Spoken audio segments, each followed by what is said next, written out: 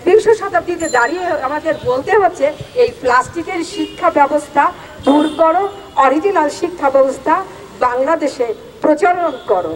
কারণ শিক্ষাকে এমন পণ্য করেছে যে যেমন পণ্য আমদানি রপ্তানি করা হয়, তেমনি যাদের বাচ্চারা আছে তারা ভালো করেই জানেন যে আজকে যে শিক্ষা ব্যবস্থা চালু করেছে, যে কাগজ, প্লাস্টিকের বোতল, প্লাস্টিকের বালতি, তারপরে হচ্ছে হলো টেপ, তারপরে হলো আঠা, এগুলি নিয়েই আমাদের সারাদিন কেনায় চলে যায়। আর যে কাগজগুলি তৈরি কেনা হচ্ছে সবই চাইনিজ মাল। চাইনিজ মাল ছাড়া কিন্তু আর শিক্ষা ব্যবস্থা অচল।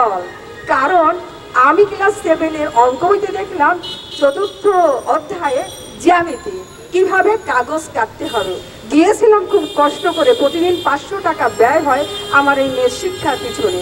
কাগজ কিনতে যেয়ে 500 টাকার কাগজ কিনলাম, ত্রিভুজ 3 কমের সমষ্টি 180 ডিগ্রি কাগজ কেটে কেটে কেটে কেটে 500 টাকার কাগজ, চাইনিজ কাগজ কেটে কেটে আমাকে আমার মেয়েকে দেখাতে হয়েছে। তাও আমি বুঝাই উঠতে পারি না।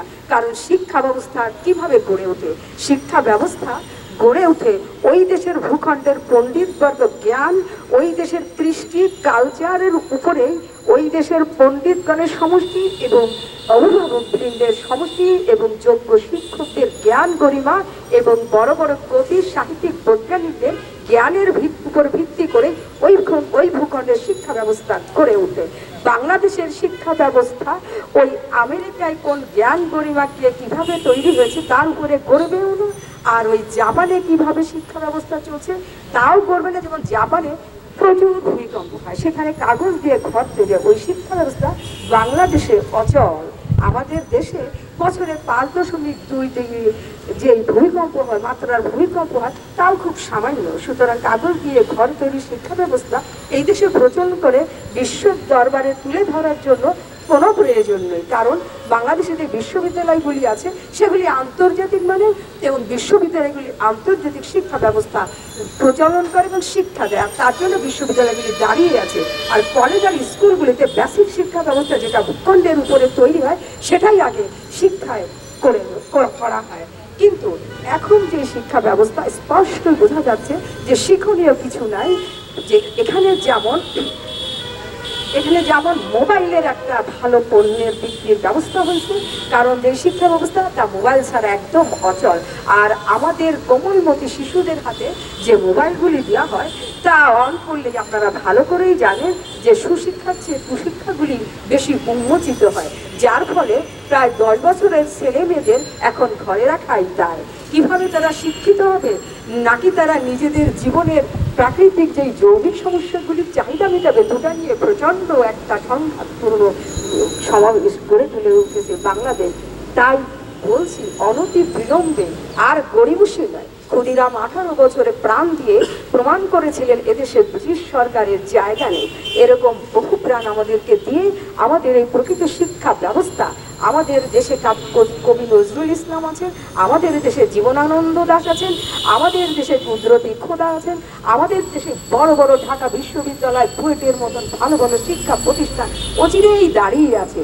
তাদের জ্ঞান গরিমার উপরে ভিত্তি করে অনতিবিলম্বে এই শিক্ষা ব্যবস্থা, এটা কোনো শিক্ষা ব্যবস্থা নয়, এটা প্লাস্টিক পণ্য, এটা একটা বাহিরের ব্যবসা প্রতিষ্ঠানের ব্যবস্থা। সে অনতি বিলম্ব এখান থেকে শিক্ষা ব্যবস্থা অত্যন্ত তাড়াতাড়ি এটাকে দেখেন। এই হচ্ছে সেই শিক্ষামন্ত্রী যিনি বলেন 40 ডিগ্রি সেলসিয়াস গরমে কিছুই হন না। যখন তিনি 40 ডিগ্রি সেলসিয়াসে কিছুই হয় না বলেন, তখন তিনি কিন্তু এসির মধ্যে বসেই এই কথাগুলি বলেছিলেন। তাই যারা শিক্ষা ব্যবস্থাটা প্রচলন করেছেন তাদের সন্তানগণ আগে থেকেই বড় বড় দালানের মালিক বানিয়ে তাদেরকে আমেরিকা, কানাডা, রাশিয়ায় বসতি স্থাপন করা হয়েছে। এই দেশের শিক্ষা ব্যবস্থা প্লাস্টিকই হোক আর যেই হোক না তাতে কিছু যায় আসে না।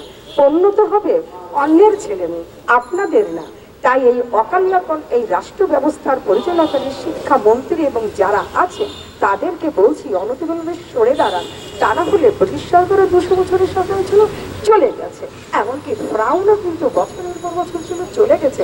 আমরা কিন্তু তথাকথিত আপনাদের কথা মতন অভিনব নয়, আমরা কিন্তু এদেশের খাঁটি দেশ দেশপ্রেমিক সৈনিক, আমরা জানি কিভাবে দেশের শিক্ষা ব্যবস্থাকে করে তুলতে হবে। আমাদের সামনে রয়েছে বড় বড় কবি, সাহিত্যিক, বিজ্ঞানী, বড় বড় শিক্ষক। আমরাও কিন্তু কম নয়, অভিভাবক বলে এই নয় যে আপনাদের থেকে অনেক কম জানি, বরং বেশিই জানি। তাই সকলকে বলবো রুখে দাঁড়ান। সারা দেশের অভিভাবক নয়, সকলেই রুখে দাঁড়ান। যেখানে যে অবস্থা আছে, শিক্ষা জাতির মেরুদণ্ড, শিক্ষা শেষ তো জাতি শেষ। এই জাতিকে বাঁচানোর জন্য আমাদের এই শিক্ষাকে বল, যারা আপনারা সাংবাদিক আছেন তারাও তো তাদের ছেলে তো করছে, তারাও রুখে দাঁড়ান, সবাই রুখিয়ে দাঁড়ান। অনতিবিলম্বে এই ব্যবস্থাকে বাদ দিয়ে পরীক্ষা পদ্ধতি চালু করে গার্ডিয়ানের কথা মতন এই শিক্ষা ব্যবস্থা চালু করেন। কারণ আমরা এই শিক্ষা জিনিসগুলি, আমাদের বাচ্চারাই শিক্ষিত হয়ে আমাদের বাচ্চাকে গড়ে তোলে। সবাইকে আবারও সালাম ও শ্রদ্ধা জানিয়ে আমার বক্তব্য। মৌল মানবিক চাহিদা শিক্ষা।